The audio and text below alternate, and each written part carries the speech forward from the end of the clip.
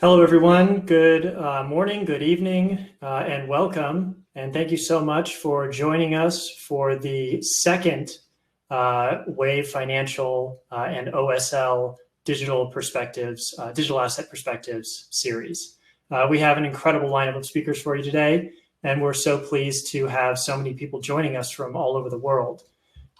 We will be featuring a number of different topics over the next 2.5 hours.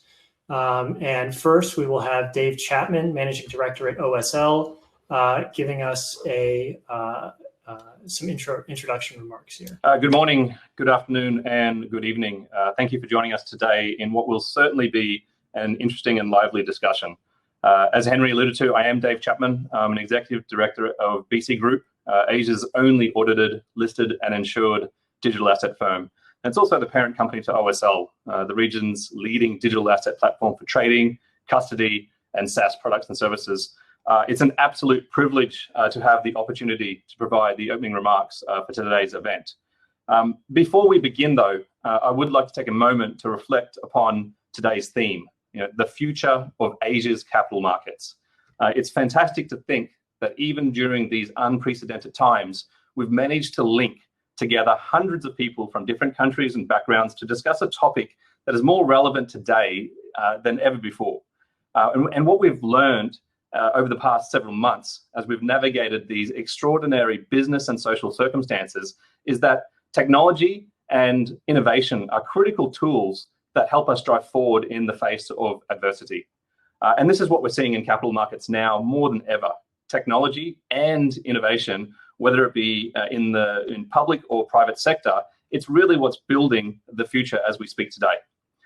Digital and online has transformed markets in any way that was considered unthinkable even only a few years ago, and it's creating a completely new asset class and method of value transfer. The fact that we have such well-respected financial industry brands such as the CME Group, Jump Trading, TD Ameritrade, PwC, Bloomberg, and others here today, alongside very innovative digital asset companies such as Fidelity Digital Asset, OSL, Wave Financial, and Kraken, it really speaks to the established legitimacy of the digital asset sector and the inevitability of the complete integration and adoption of digital assets in the traditional financial system. And whilst we acknowledge that those speaking at our event today have leveraged the opportunity by being, a first mover in this space, they're not the only advocates of late. Recently we've seen other household brand names in finance entering this sector with force, from legendary investor Paul Tudor Jones suggesting that Bitcoin is a hedge to global markets, to Renaissance Fund taking a digital assets position, and arguably most notable of all, former digital assets bear, JP Morgan, swinging a complete 180 degrees to commence their stake in this space, initially at least, by providing transaction banking services to 2 regulated crypto venues in the USA. It's undeniable that institutional interest in crypto is increasing. A recent Fidelity Digital Asset survey of 800 institutional investors found that nearly 80% appreciate the appeal of digital assets, and more than 1/3 are already invested in this market.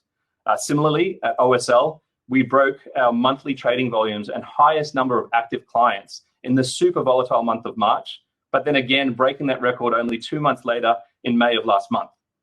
Regulation was incomprehensive in many regions around the globe just 3 years ago, but it's now being enacted on rapidly in all of the world's major financial jurisdictions, with innovative and yet common sense approaches quickly taking shape.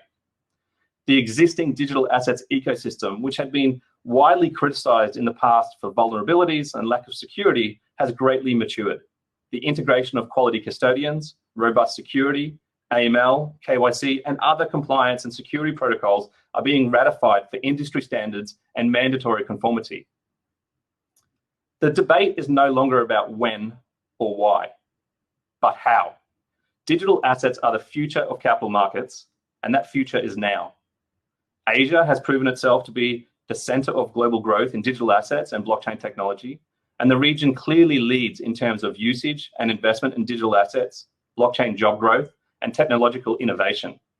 China is one of the nations leading this charge, with President Xi in October of last year stating the country should seize the opportunities presented by blockchain And this was one of the first instances of a major world leader publicly supporting blockchain tech. Together with Wave Financial, we've assembled 3 panels today to explore the how, after which you will hopefully be a believer if you're not one already. And if you are, today will provide further confidence and conviction in why you're holding such a view. Our first panel, Where is the Smart Money, will feature Wave CEO Dave Seamer, TD Ameritrade's Head of Digital Assets and DLT, Sunena Tuteja, apologies Sunena, and Fidelity Digital Assets, Tom Jessup, and will be moderated by Bloomberg's one and only Richard Salamat. It will discuss where institutional investors are investing, why they're investing, as well as the investment journey that they are undertaking.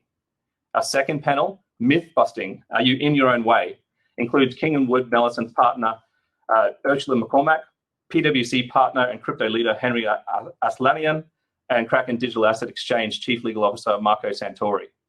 This panel will discuss and deconstruct common misconceptions around entering the digital asset space from several perspectives, including a client and professional services viewpoints. Our final panel on product innovation will include OSL Wayne Trench, Head of Nomura's Wholesale Digital Office Paul Ridley, and CME's Managing Director of Global Head of Equity Products Tim McCourt, apologies. It will discuss where the most advanced and innovative digital asset products have come from and where the market is headed in the near future. And for our closing note, we have the utmost privilege of hearing from the President and Chief Investment Officer of Jump Trading, Dave Olson. Dave will share his views on the evolution of this decade-old asset class and how it has radically changed from one of really experimentation to the institutional trading that we're witnessing today. And then finally, Dave from Wave will actually close out a webinar today. So what does the future hold? It's really anyone's guess. But for capital markets, the future is now, and it's with digital assets. So in closing, thank you again to our speakers, thank you to our panelists, and thank you to our moderators.